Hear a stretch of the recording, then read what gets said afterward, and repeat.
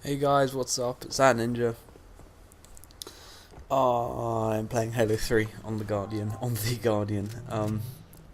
Because no, today I got a little bit bored of playing COD, so I went back to the roots, old Halo 3. Still love it. Seems every time I play this game, I either get a game that personally I enjoy watching over, or that I feel that other people would enjoy watching, maybe, just to kind of get an idea of how I play in Halo, I guess. This is kind of a good example of how I think in Halo. Like, at certain points you'll see, I'll point them out to you, but you'll see, like, I make mistakes like that. I shouldn't have just beat him, I should have. In Halo there's a lot of time to do something. You can make a mistake and it will actually take more time than if you'd given a bit more time at the start to finish it quicker, if that makes any sense. So like, I beat him, if I'd reloaded, shot and beat him, obviously there's a chance I can make an error in shooting him. Oh look, there's the jumps. I was never a very good jumper, but that was one of them. There's another one later on. As I was talking about, if I've reloaded, there's the chance that I missed the shot, and, well, at the end of the day I'd probably have died from it, but it's just one of those things that when, I don't know, with good Halo players, I wouldn't necessarily call myself good, I don't know, I'd say I was quite a good player. Obviously these players aren't very good,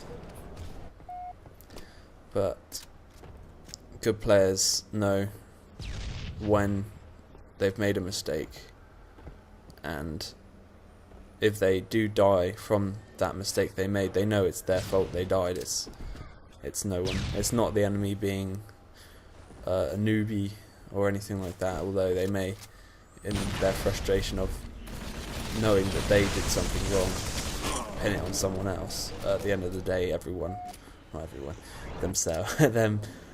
they themselves know that they made the mistake.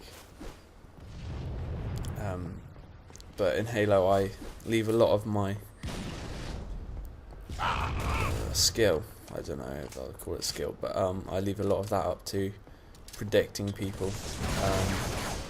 Like using grenades as a way of predicting people's movements is obviously very very common in Halo, because there's a radar all the time at the bottom there, and the only way you wouldn't be on a radar is if you're crouching, and not that many people some people still do it, not that many people still go around crouching everywhere on a free-for-all. But that's basically a good measure of knowing, I guess it would be an end-game. It's like a UAV. It's basically, it's more accurate than a UAV because it's always there, and it's always going to be telling you where they are if they're near you. But you may think, oh no, radars are for bad people. They need radar to know where everyone is. It's actually a lot different. It's you need to know how to use the radar properly to be able to have an advantage over all the other players. I mean, everyone can use a radar, everyone can tell, but can you use a radar whilst running around, whilst shooting at the same time? I mean, earlier I showed an example of me not actually looking at the radar properly. That's why I was focused on one person, which you should never do in Halo, unless you're definitely sure they're the only person you should focus on. And I got stuck from right next to me. I mean, I could have backed off, left that kill which I was so desperately trying to get, and killed the person that stuck me instead by using a grenade to throw around the corner and wait for him. And that would have saved me dying, and it would have still got me a kill. But in our mind, we a lot of the time think, oh hey, I've done 75% damage to this guy, so he's technically my kill. Whilst that's the same in all games, 5 minutes remaining. you kind of you have to kind of try and stop yourself from thinking that way to save yourself from dying. I mean, obviously everyone still makes mistakes, but that's what I try and do. I call it chasing, you know, like just right there. I could have chased him around the corner, got closer to him, and he would have killed me with his shotgun because I was so desperately trying to kill him.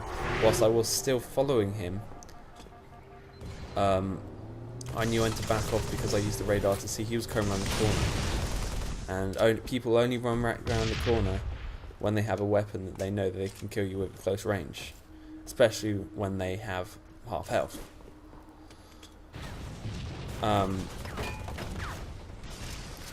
It's quite a mental game, this, and I know I've actually sounded serious this whole time. It's more of it's like a serious ramble this time more than a funny one.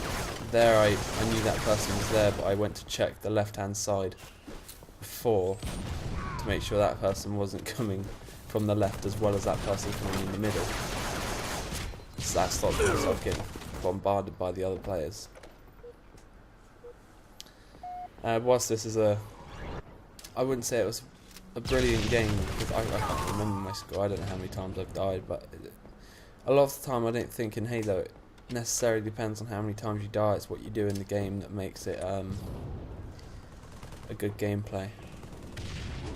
In Call of Duty, I mean, obviously the same rule applies, but it's quite a bit different. I mean, here I could have run away. You know, I know these players aren't very good, so they're obviously going to fall into traps such as that. Like right now, he should have ran away.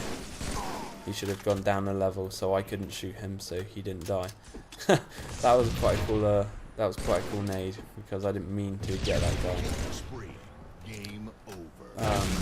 But yeah, I don't know. Hopefully, this game I showed you kind of an idea of how I play and how I do everything in my mind whilst playing a game. But yeah, sorry if I've sounded a bit monotonous. I don't feel fantastic, but have a nice day, night, morning, whatever you whenever you watch this. But yeah, okay, thank you, bye bye.